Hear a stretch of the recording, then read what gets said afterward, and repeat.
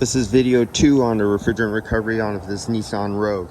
Now, if this wasn't just going to be a refrigerant recovery because of damage and they have to remove the condenser to get the lines out of the way to replace the core support, if this was just a customer coming in for a refrigerant recharge as preventive maintenance.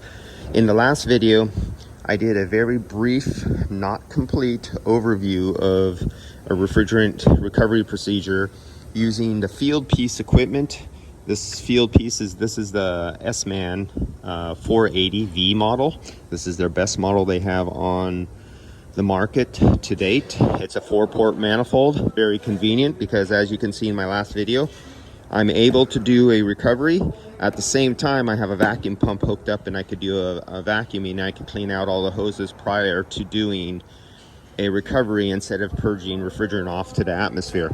Now, let's say we're ready to charge up our customer's vehicle. We already had it under the vacuum. You see, it was at 800 microns of vacuum just using this recovery machine because it's much better than what's sold in those automotive big machines. So let's switch over to doing a vacuum. Now that we have the refrigerant line off from the vacuum recovery machine, now we're going to open up and turn on the vacuum. So let's plug in the vacuum. So now the vacuum pump will come on. Let's open the vacuum. Now this will open to the system. And this was the refrigerant. Now if you notice from the last video, this is a 500 gram system, but I only got 440 grams on it. And this is a 2021 vehicle. And I recovered it all the way down to 800 microns.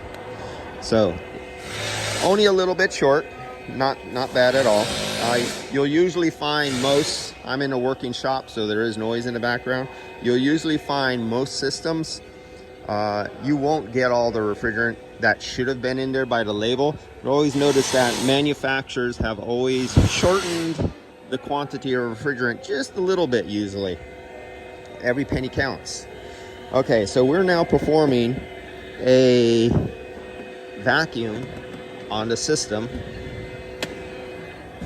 As you can see here, now we would be ready for doing a recharge. Now remember, you just did the recovery, you removed the refrigerant, and you performed your refrigerant decay test to see if you had refrigerant trapped in the system by recovering the refrigerant, let it stand for say 15 minutes to see if it comes, the level of vacuum drops below negative 15 vacuum. And if it didn't, you basically got 99% of the refrigerant out of the system, unless it's really cold outside and there could be some trapped in insulated lines. That's covered in other videos. That's also covered under the MAX 609 certification test webinar that is free on YouTube. They discuss and get in depth on that.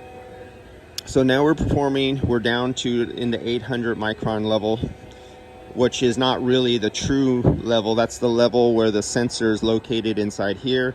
If I was to take the micron sensor and place it in the system back here in one of the lines, I would probably be around say 1200 microns or so. What you read here, or if you had a vacuum gauge down here at this point, this might say 830 microns, but if I put a vacuum gauge right here, it might say 499 microns here. The further away you get from your vacuum source, the more true you start getting to the true level of vacuum reading that's inside your system. To get your true level of reading, let's say I was taking the vacuum here off the low side.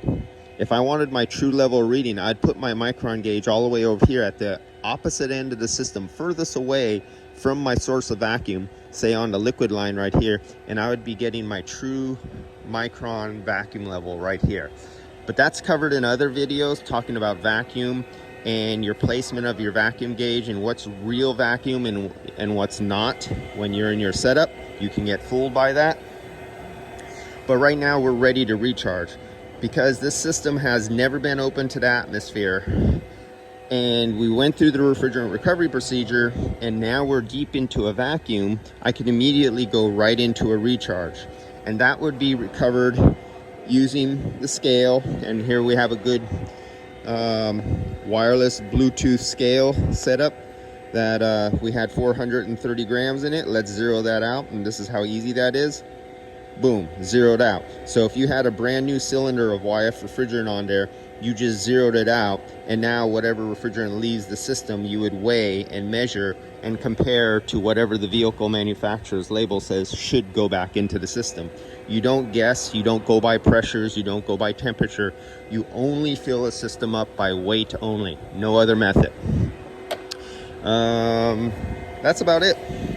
Go see the Max website on the refrigerant 609 certification test on YouTube, and they'll explain more about doing refrigerant recovery procedures. And in this particular video, let's kill that. Here we go on the field piece vacuum pump, which they have a new model out on. This is the field piece recovery unit, which is actually very light and durable. This has literally done a couple thousand recoveries already since I've owned it, so I've definitely, as you can see, it's durable as hell. I could throw this off my vehicle. Actually, I have driven away, left my back hatch open, and had this come out on me on the roadway, and still works great. So it's very durable. Very durable gauges. Very their equipment is for durability. Field piece equipment is one of the most durable air conditioning equipment that I've ever used. So I gotta say, they're a very good piece of equipment.